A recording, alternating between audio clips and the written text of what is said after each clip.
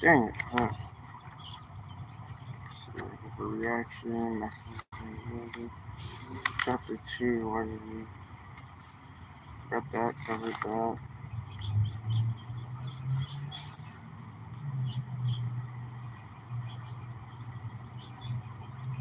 Here's someone, so this is continuing from the last excerpt, and it's episode 4.5 because I'm finishing chapter 2.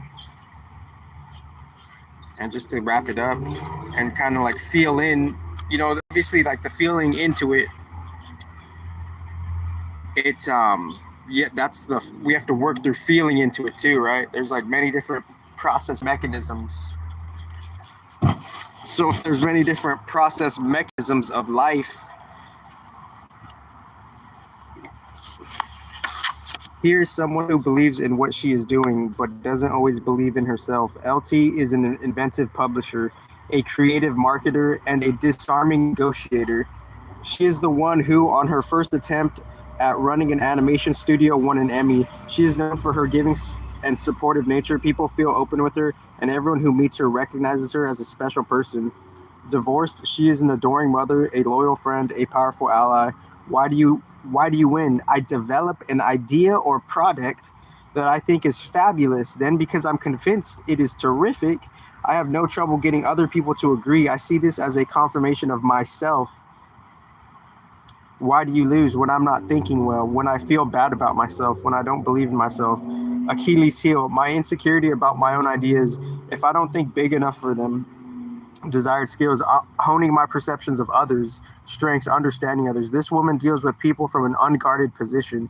She only works on projects she loves and so gives them her fullest attention. Her directness in analyzing business positions gives her power. She only wants to know what is in her path or see if there is a better direction. She never holds herself out as an authority or expert and allows everyone she deals with to feel as an equal in dealing with the problem. Her self-doubt propels her to seek out the viewpoints of others so that she can understand what they know. She is a supportive part of any project she believes in, even if she doesn't have financial participation. Her tactics expose her totally, but when they work, she is protected by the truth and supporters and supported by everyone around her. So this book is taking care of business, and to close, because there's some points I like recollect. I'll make a point in the recent video, then I'll try to recollect it. Like maybe I need to give more context, maybe I need to give another explanation. Meaning, when I was talking about the video game data in the last video, it could be connected to your individual self, like your government ID, like form of ID that they classify you and attain and put on and publish data on you based on how you have working data already of your life growing through some type of system, right?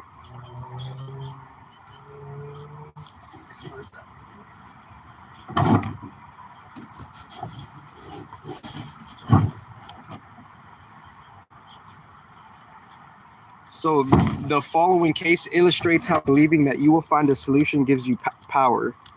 MS is a partner in a highly successful executive search and management consulting firm.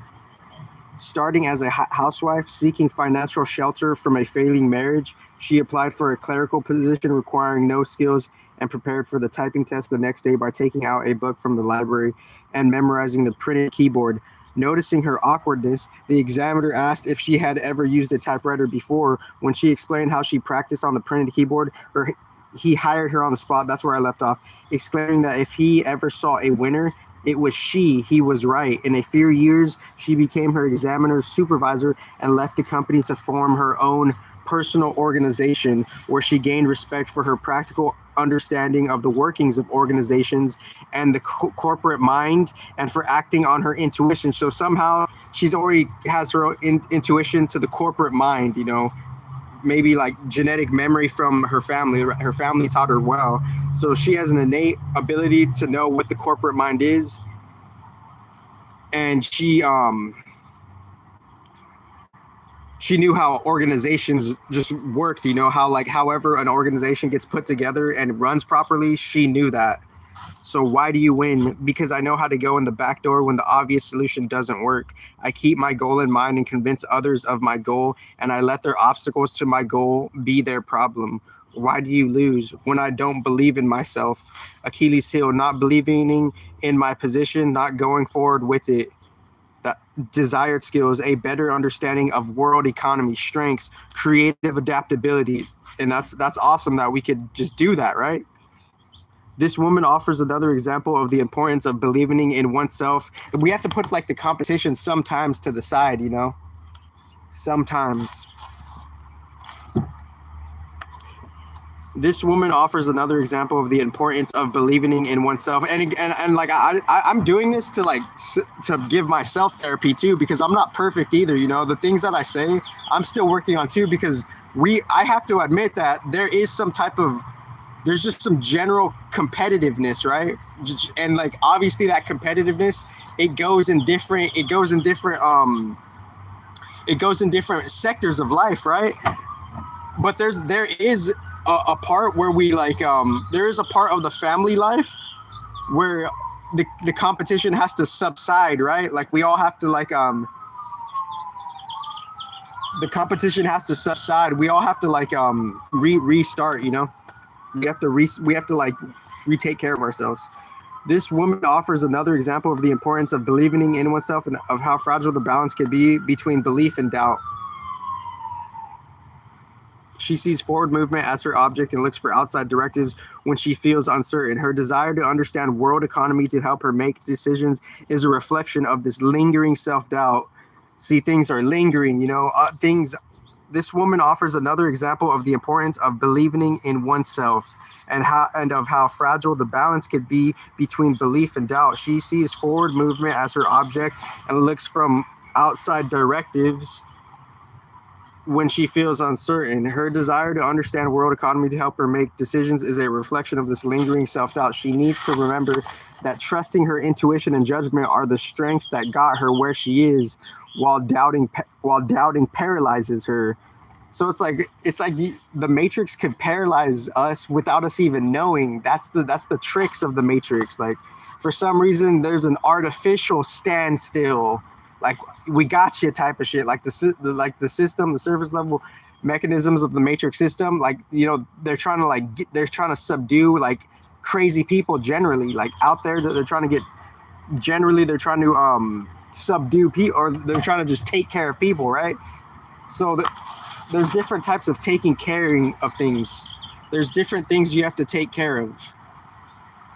So the title of this book, the whole like intuitive series, is based off this book, and I'll probably go back to the other book. Maybe I'll touch upon. Maybe I'll dig up Think and Grow Rich by Napoleon Hill. Maybe I'll dig that book up and I read that one 8 years ago, Think and Grow Rich, and that book is like you gotta just, it has to be subjective to you, kind of, right?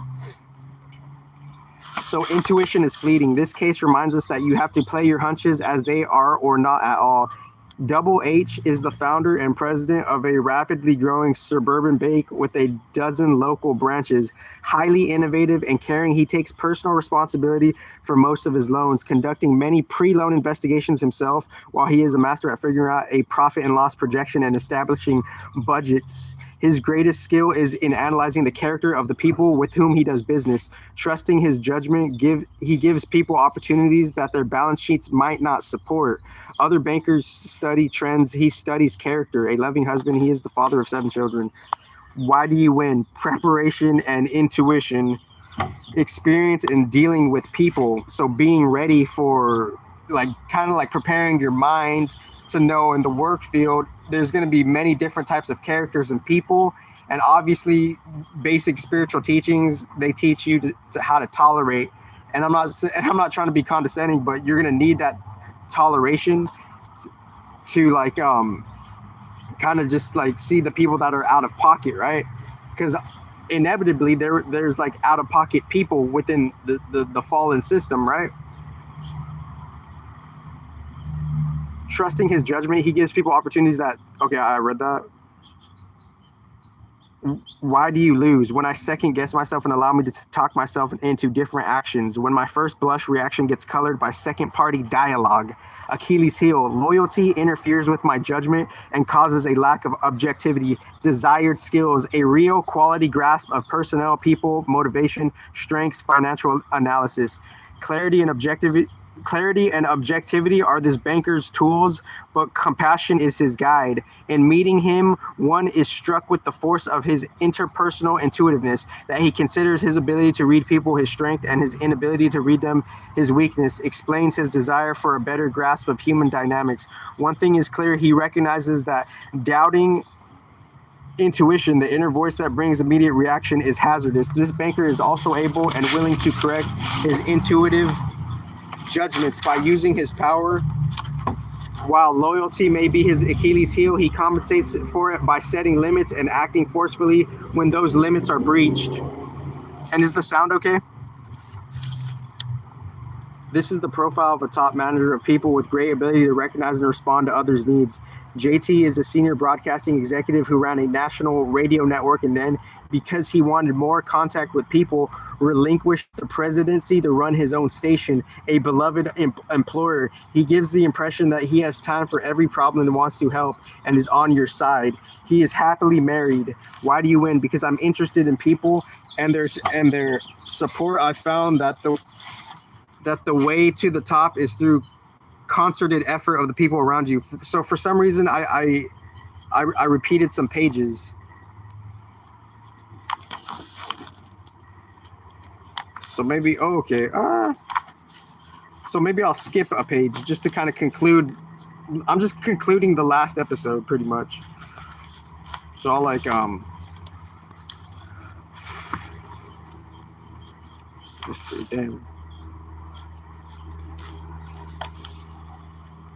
Overwork pressure, personal relationships.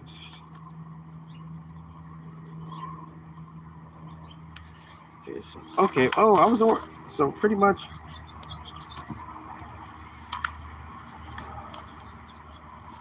Okay. Looking at TW from a business point of view, why do you win? Being fortunate enough to see and make a logical equation that satisfies an existent need. Being simple-minded enough not to be confused by details. Being ignorant enough of the facts of the things you can't do. Forever asking, why not? What if? So that seems kind of irrelevant is what he's saying. Why do you lose? Whenever I carried logic beyond the market mentality to an excessive place, within the simplicity of the original logical premise also lies a danger of overgeneralization. In my biggest mistakes, all of my logic was right, but I overgeneralized an assumption and carried it to an extreme. Achilles heel. Professional ego. Ooh. So his Achilles heel is the professional ego. Desired skills. Wish I could type. So these guys are like, they seem like they're in their 60s or something, or their 70s. Like these cases, that like they seem like they're either like 60 years old, 70 years old, and I might be on the money, you know. So but I could be wrong, you know. Strengths, creative analysis, working with creative people, validating them, and yet at the same time being able to sit in an on-board meeting and function in that arena as well, right? You know, it's like we and before that notion is like the patience, you know. You gotta do your own stuff, right? So it's not like, well, I'm good as a go-between for corporate management and the creative process. This man sees a logical equation that satisfies an existent business need. Just as he sees a creative notion, the risk of carrying a business belief too far is like that of losing control of an artistic idea. So that's why God's justice system exists, because he's preserving all of the shit beyond all of the shit standardly. Both ideas need to be tested against reality to stay relevant. There's a delicate balance between personal vision. Your vision, and the limitations of the marketplace. So the stock market has to have some type of limits, right? Or not even more, or the yin and the yang. In one example, the marketplace could be like the yang to a yin stock market, something like that, right? So those marketplaces and stock markets, there's unknown limitations. There's just cap offs, right? There's things that need to, like, we're worrying about, kind of, we're focusing on one, like containment, right? If you try to make a business situation or artistic effort fulfill personal needs, if you try to make a business situation or artistic effort fulfill personal needs, you lose perspective. It's like, do it for the art of the business, right? You're doing it because you enjoy the experience of business. Like, I'm not saying the money is not good or bad after business. And obviously, if I'm from the future, then and I'm upholding this shit on a different level. Whoever laughs at me, they have some more realizations to do, but it's all good. I'm just flowing, but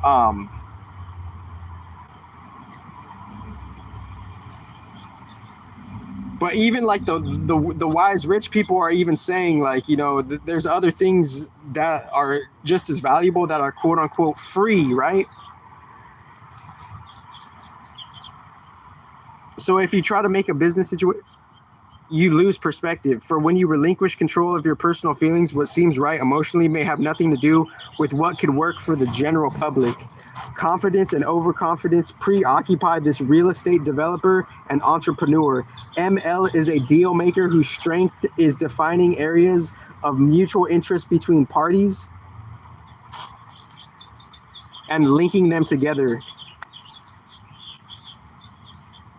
He creates unusual solutions to problems by helping people focus on common goals instead of on their limitations. In this way, he gets people to risk beyond their customary limits. He is currently divorced. Why do you win? I win because my desire to win is so great that, I mean, everyone has their, like, their own relationship, their own romantic relationships, and those teach you, those romantic relationships, they really teach you, and how breakups could be disasters. Breakups could be like, some girls want to kill the guy, right? Some girls want to take vengeance. They want to plan. They want to plot. They want to fucking make a whole fucking screenplay on how they're going to get back on the ex that just fucking cheated on them. They're making fucking ropes are on the diagram, fucking knives, hunting knives, fucking jackknives, bow and arrows. There's some fucking, it just is what it is, So, he is currently divorced. Why do you win? I win because my desire to win is so great that my concentration level to solve the problem is greater than anyone else's. Why do you lose? Carelessness. My concentration breaks because of overconfidence. I don't give enough attention to details because of family or other emotional problems. So take care of the emotions too, right? And not, people don't do that, right? Achilles heel, overconfidence, desired skills, a better education in the fundamentals of economics, and a better mathematics background, which, 2025 from 2015 or whatever, it's been a gift, right? A PhD in economics would do nicely. Strengths, my ability to analyze the circumstances of the people that I am involved with and the problem we are dealing with and the interaction of the two. And the ability to break down those elements into their finest points so that each party understands the problem, their relationship to it, and that's super important, and has no fear, and so could deal with the problem clearly, openly, and honestly. See, that's a pure example of something that AI can't primarily do, like that, to like kind of like have like this approach of like a natural honesty, like a different approach, My ability to analyze the circumstances of the people that I'm involved with and the problem we are dealing with and the interaction of the two. So the problem and the people. This man's confidence is his salesmanship. He projects his self-belief into his ideas. It would be difficult to argue against him. His belief in his ultimate success is so great that he permits nothing to dissuade him. But life is life. His strength comes from staying detached and seeing the situation as a problem and need of solution. When people are strongly opposed to his position, he does not quarrel, but accepts their view as a legitimate reflection of their need and tries to find ways to meet it. So this is very, I guess you could say, quote unquote, stoic-y, right? End quote. But I feel like this ancient knowledge was like goes deeper than just that title, respectively. When parties are far apart, he continues to believe that a common solution exists. Maybe that's a typo. Exists. He continues to believe that a common solution exists, and that with patience he will uncover it. Controlling his natural tendency. Controlling natural tendency to be competitive allows him to reveal the solution as a common choice rather than trying to sell it as his brilliant discovery. Although his object is to help others see common ground, he is sometimes the only one with that clear vision. And so when others lose faith in the project, he's required to increase participation. This drains his time and energy and limits the number of projects he can work on. So not everybody could do, it takes a team, Surveying these profiles reveals that no one particular strength is more important than any other in achieving success. But being open about your weakness, whatever it is, will keep you from failing. Believing in yourself, working hard, giving your best, and being willing to take risks ensures success. Successful people want to know the truth and are aware that deciphering others' distortions is just part of dealing with people. All of these successes know that dealing with business problems is dealing with people. People. Gente, gentes. Diferente gentes. Mucho diferente gentes. Si se puede, salud para la gente, porfa. They have a genuine desire to understand others' points of view and to motivate them. No matter how well they do this, they continually seek to improve their psychological understanding. And I talk about psychology I talk about like my time relationship with like this other dark psychology, like I've been talking about that low key, like always, but I'm pretty casual with this shit. And that's its own shit. Although these successful people believe in themselves, their belief is never total and never arrogant. It always is tempered by an open and ready access to their faults. It is always tempered by an open and ready access to their faults. Without exception, each one of them immediately identified their Achilles heel and their reasons for failing. Only people who have the strength to accept responsibility for their failures have the courage to succeed. Everybody, everything, right? Quote unquote, end quote. These successful people define the problem clearly and allow it to motivate others. They do not blame. The most valuable lesson of the study of successful men and women has been to discover that every strength implies an equal and opposite weakness. The weakness reflects special sensitivity of these people just as much as the strength does. In fact, no true strength appears unaccompanied by its negative counterpart. The weakness and strength appear as part of the same trait. Accepting your weakness confers humaneness and accessibility on you and promotes a spirit of cooperation in those around you. Others feel free to tell you what you may not know. That's okay. That's okay. They want you to help you because they want to help you because they feel worthwhile and purposeful doing so. That's okay. Admitting your weakness allows you to question whether what seems to be truth may be a self-deception. That takes personal work. Admitting your weakness allows you to question whether what seems to be truth may be a self-deception. This openness builds the confidence of success. So my weakness is like, I'm not a tall person. Like, I'm just like not in that tall category. And from that tallness, a part of my psyche kind of had like a different approach of preservation, because I still have the intelligence to obviously take care of what I need to take care of. And me having the relationship with the Matrix, it was what it was. I'm not demonizing it. I'm just saying that's one of my quote unquote and I'm just being I'm being standard. I'm not trying to pry into anybody's. We all need to survive, and we all could there's we have our own choices and free will to act on.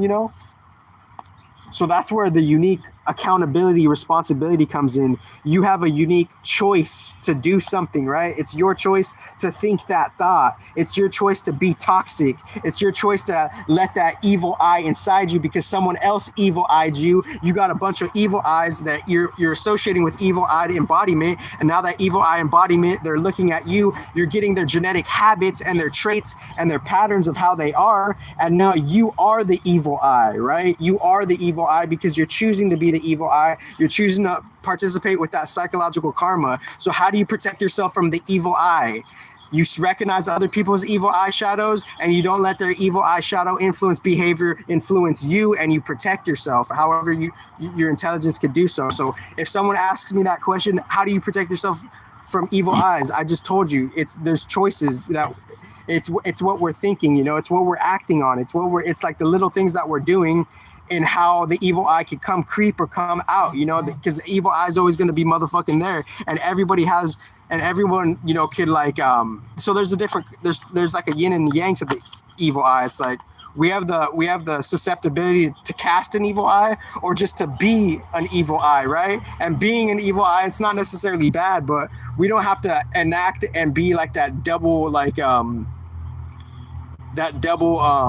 negativity, right? We don't have to we don't have to accumulate some type of different negative things don't have to be accumulated. So how to protect yourself from the evil eye is just kind of like, just do good work, work for quote unquote God, end quote. Working for God means God's giving you unique talents that are him. So you could keep those unique talents and keep growing.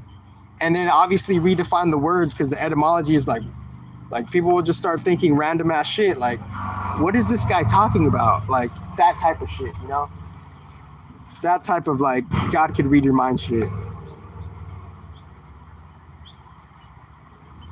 The weakness and strength appear as part of the same trait. Admitting your weakness allows you to question whether what seems to be the truth may be a self-deception. This openness builds the confidence of success. It is curious that these people would have succeeded with or without any of the additional skills they wished for. Real success depends on the belief that one deserves to succeed.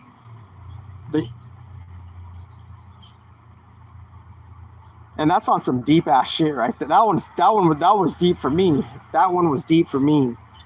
Real success depends on the belief that one deserves to succeed. That's some deep ass shit right there. The usefulness of all other skills depends on this attitude. How did your profile compare to the profiles of these people? How did your profile compare to the profiles of these people? How honest were you about admitting your weaknesses? How honest was I? Do you use your strengths to their best advantage? I hope so, because kindness is a strength, And there's a lot of brave females that are really genuinely kind, and for them to just be fresh like that, to help society with their kindness, that's a good thing,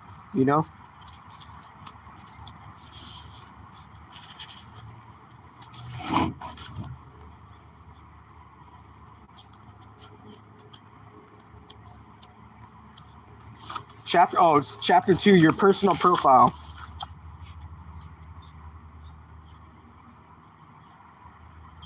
Do you use your strengths to their best advantage? How honest were you about admitting your weaknesses? What personal traits betray you? Do you take full responsibility for your performance? How can you be better? How could you make your situation better, right? Just me casually, right? Because obviously people could repurpose my content and put their own fucking disclaimers on their shit and their own perspectives and, their own piece, right? 2-piece or whatever. How can you be better? You don't have to be perfect to be successful, but you have to be aware to be effective. Oh, you saw it. You don't have to be perfect to be successful, but you have to be aware to be effective. Successful people know how to inspire others. They know how to make their point. Shout out to Mercury and shout out to everyone, Shout out to everyone. Successful people know how to inspire others. They know how to make their point to get to the bottom of a problem, present their view clearly, and help people work together. These skills depend on caring for people, regarding their feelings and point of view as valid, taking them seriously, and treating them with dignity and fairness. Understanding people gives you real power because it is only through understanding and meeting the needs of others that you build loyalty. So successful people know how to inspire others. They know how to make their point to get to the bottom of a problem, present their view clearly, and help people to work together. So there's some very valuable basic knowledge here. And I'm going to review Tao Chapter 7, 8, and 9 in its own original open source perspective framework. Chapter 7, heaven is eternal, earth is everlasting. Heaven is eternal, earth is everlasting. The reason they can be eternal and everlasting is they do not foster themselves. That is why they can live forever. For this reason, sages put themselves last and they were first. They excluded themselves and they survived. Was it not by their very selflessness that they managed to fulfill themselves? Question mark. Chapter 8, higher good is like water. Higher good is like water. The good in water benefits all and does so without contention. It rests where people dislike to be, so it is close to the way. Where it dwells becomes good ground. Profound is the good in its heart. Benevolent the good it bestows. Goodness in words is trustworthiness. Goodness in words is trustworthiness. 7. Goodness in government is order. Goodness in work is ability. Goodness in action is timelessness, but only by non-contention. Is there nothing extreme? That was chapter 8. Goodness in government is order. So esoteric scientifically, there is a percentage of order in your government. Goodness in work is ability. We could upgrade through period. Goodness in action is timelessness.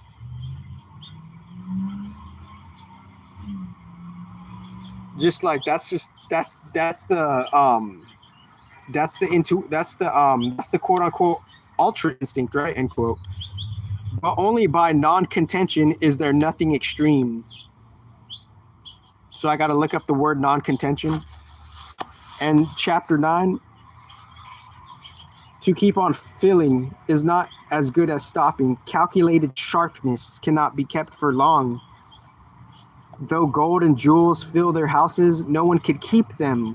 When the rich upper classes are haughty, Haughty, y'all can look up that word. When the rich upper classes are haughty, their legacy indicts them. When one's work is accomplished honorably, to retire is the way of heaven. You have the best life ever.